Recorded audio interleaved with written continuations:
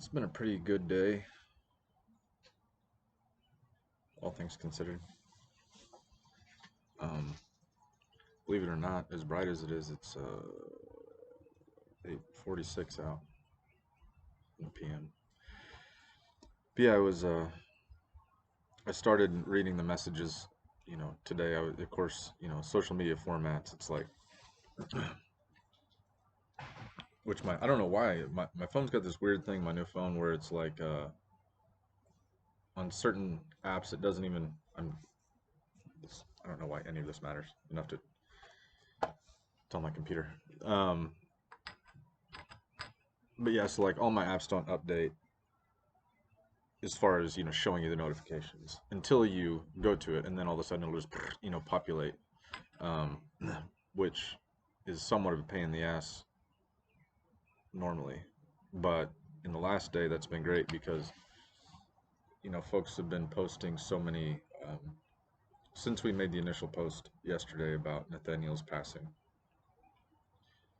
Of course, it was shared by multiple family members and then other people. So, and then some, family and have shared things on Instagram, and then there's people that have my actual phone number, like in the olden days, and stuff like that. So, it's just been a barrage of, I don't mean barrage in a bad way, but just, um, you know, text message, over here, over there, all these different, formats and things. And I just, I'm glad I gave myself, because almost the vast majority of like my Facebook friends I know or have at least been acquaintances with, they're very few proportionally are just some random person who sent me a Facebook message or a Facebook friend or something like that, at some point it's like, who the hell is this person?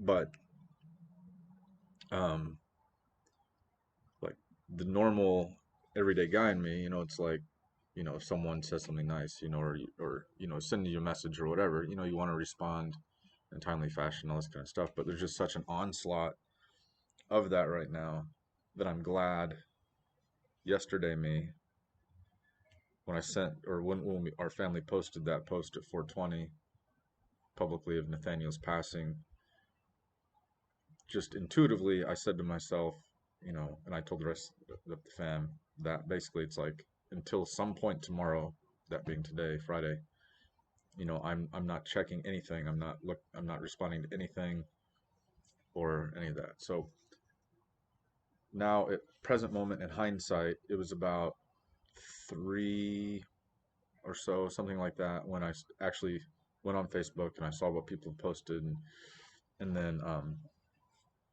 I mean, it's been extremely heartening, uh, just to see what people have been writing, and then also, I mean, travel is so awesome. I mean, travel and not sure why this is looking a little blurry. Um, seeing the world, seeing your country, seeing places, other countries. I mean, that's so valuable for a human being, and I'm so fucking stoked that that's something that our family's done, and that's something that Nathaniel specifically. I mean, people from Europe, Asia, all over the United States, you know, have been, writing and sharing pictures. That's the thing that's amazing, is sharing pictures that, are them and Nathaniel. And of course, a lot of people knew him by Nate or Nathan. Um, you know, all of our kids have like a million, not a million, but a lot of nicknames, so we just call him like Nathaniel. We call him Than for short. We call him Big Than, all this kind of stuff, and so people are sharing things. So we're seeing glimpses into our own son or brothers or whatever the relationship, into his life as he traveled, that we weren't there for, and joys and relationships that he had with other people. And this is awesome. And I'm very thankful, for that. And, um, like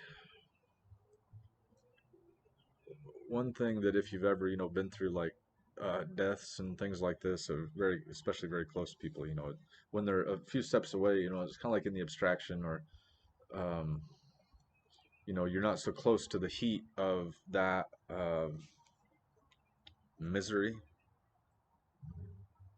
Um, and that crushing physical feeling that you feel inside of your chest at a certain point, and it's just it's physical. The grief and is so fucking painful. It hurts, and that's something that I've experienced before.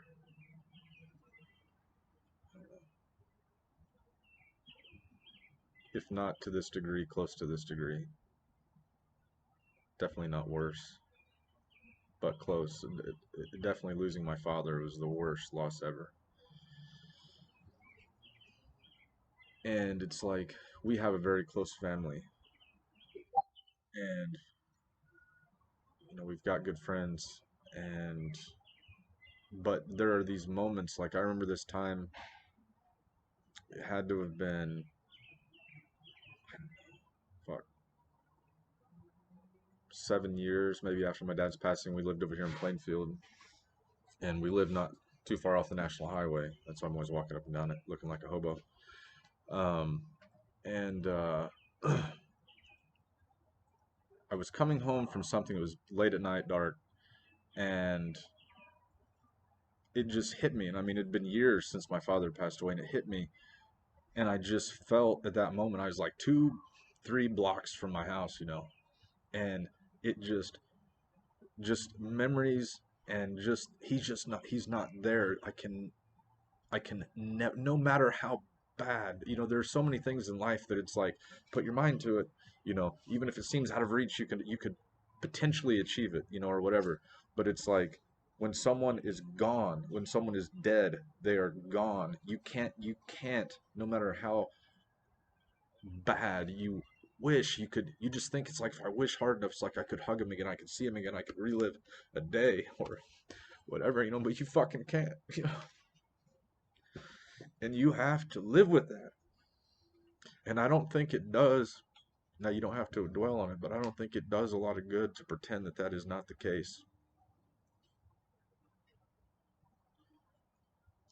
But I remember this night when I was coming home, and I may have already said this, I don't know, but I just felt so fucking alone. Like it was just like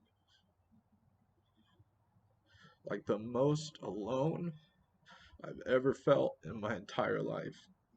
And that's not a real common feeling for me. Like I'm so thankful that I don't, like depression's not really a thing. I've got friends that deal. Nathanael dealt with depression. Um, I am extremely fortunate. That's not really something that plagues me. Or like constant feelings of loneliness or anything like that. But when it hits, when it does detonate, and it was like one of those nights, and I hadn't thought about that for a long time, but it was either yesterday or the first day we got home. Like there was a minute when, the uh, my wife had gone, Angie had gone, over here, and then it's like the kids filtered out to their rooms in different areas of the house and stuff. Even our dog wasn't there, and it was just like, it was before we made the post. It was like before anyone knew outside of our very, very close circle. And I just remember it was just like, and it hit me in that same way again. And it's like I'm in a house surrounded by people that I love, but there was this, like, this moment that was, I don't know, seconds to minutes, where it was just not just despair for losing Nathaniel, uh, but it was just like utter, like you're the only fucking person in the universe for a minute. But I knew at that moment, like I'm feeling it, and then cognitively, I'm saying to myself, this, like, it's okay to feel this. You feel this. This is how you feel right now, but you aren't. You aren't alone. And telling myself this, like, you will see, and first of all, your family's here, but and you I worry, and I think that's, I've ne we've never really had a close death in our family, like from our very close circle, since we've all been on social media so much like this. And so we've never had this situation where it's like, hey world, our loved one is dead now. Boom, post. And so there's trepidation, because it's like there can be people who like hijack these situations for their own little personal whatever, or their little agenda, or try to like hijack a narrative, and I've seen that happen before. And you kind of like, it's like, oh, what if something like that happens, and then we read that and then it hurts, it's like we're already dealing with the hurt. So then, do you even want to say anything? Like, do you want to put it out there like that? Because are you just inviting more pain? But I think, like many things in life, when you play life too close to the vest, you play too careful, then that creates a whole other set of problems. Because at least when you're doing your thing for the right reasons, or for as best reasons as you have, whatever that is, you're doing what you need to do. And then if other people misinterpret that, if they misinterpret who you are, if they try to, you know, uh, grandstand or whatever, it's like that's them, that's on them. But I don't know. I'm not one for playing things overly safe. I'm sure that wouldn't work for a lot of people, but um, so anyway, uh, it's been the three, Nathaniel, or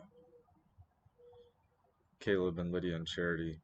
This afternoon we went on a walk, and went to the post office, dropped some stuff off, and went over to Big B Coffee. And it was the first time the tables have been back since the shutdown, and all this kind of stuff. So we actually got to sit and we got to plan uh, Mother's Day stuff, because we want to make this a good day for my wife, because it's going to be, like,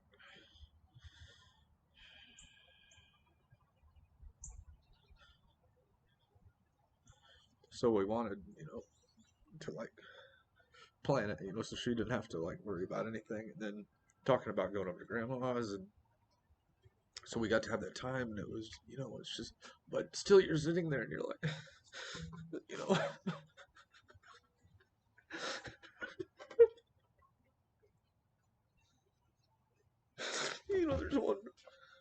there's a fourth seat, and it's like, that's where Daniel would be, but he's not, and he won't ever be. But what do you do? You, that's what it is. You can't put your head in the sand in life and pretend it's a fucking fairy tale. And I tried to, I mean, our kids are like it's like our kids are fucking strong, but it's like I don't take anything for granted. I mean, we're talking and we're doing all these things, but I was encouraging them, like kind of like what I'm doing. It's like, write things down, write memories down, write stories down, write thoughts down, like, or video record, or make little voice messages, or whatever you have to do, because someday you're gonna want that. That could be a week from now, that could be a year from now, that could be someday when your kids are saying, tell me, what was that story about Uncle Nathaniel? I love that story, those pictures. And then you can say, well, whatever their age is, you can say, hey, here's mommy's memories, or here's dad's memories. And I was thinking about my grandfather on my dad's side, his youngest brother of four, and they had sisters, but there were four brothers. I wrote a poem years and years ago, and I finally published it in my last poetry book. But it's called Four Brothers Standing, and we have this picture of them when they were all standing there, and they're just dapper in these suits, and they came from the country in Orange County, Indiana, and and I was looking at that, and at that age, I was maybe when I wrote, I was like 26, 27 or something, and I remember staring at that, and I was like, not looking at it from like now to then, but I was like, if I'm in that helicopter,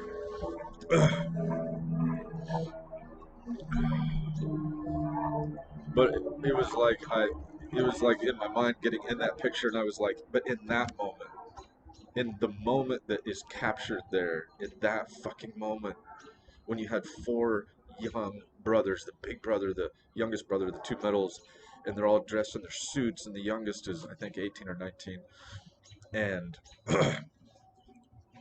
he uh, he died in the Battle of the Bulge at 19, I believe.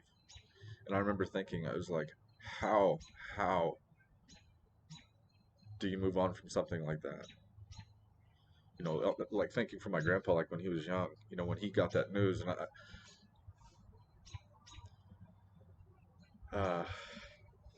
but they told me stories about him. It was my grandfather's generation.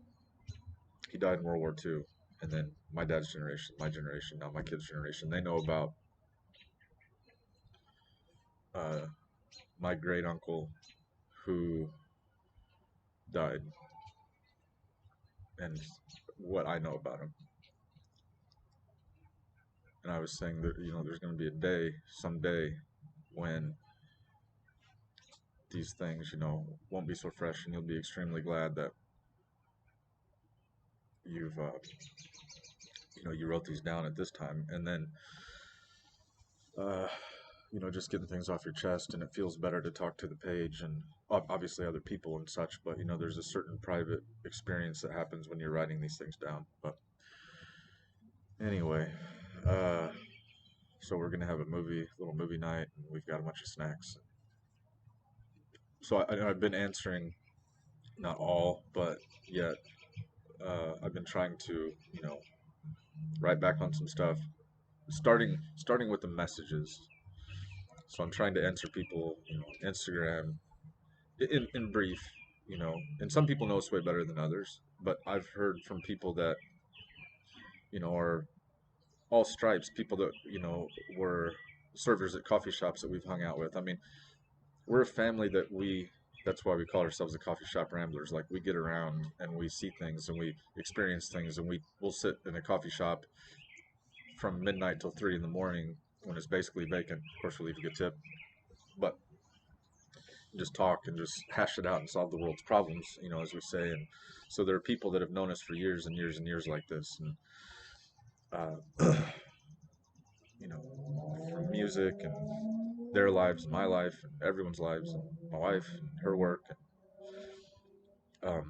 So trying to start with the messages, and then going to other people's posts where they've shared it and said something kind, and then I'll get to like the minutia of the comments, because any person that in this time has taken a few moments of their life to send us some well wishes in whatever form that takes, as long as it's sincere, which I've not seen anything that was less than sincere. Uh, I want to at the very least like or acknowledge that, because that's not a trite thing. It's not, oh, it's just social media. Well, this is real shit. This is real life shit here, and it's playing itself out on social media. And so I want to thank people for that. So anyway, I didn't plan on talking for 20 minutes, but you know. So it's time to have a movie night with the wife and the kids, and eat some snacks and some ramen, and have a beer, and then I'll talk to myself probably on this computer tomorrow. So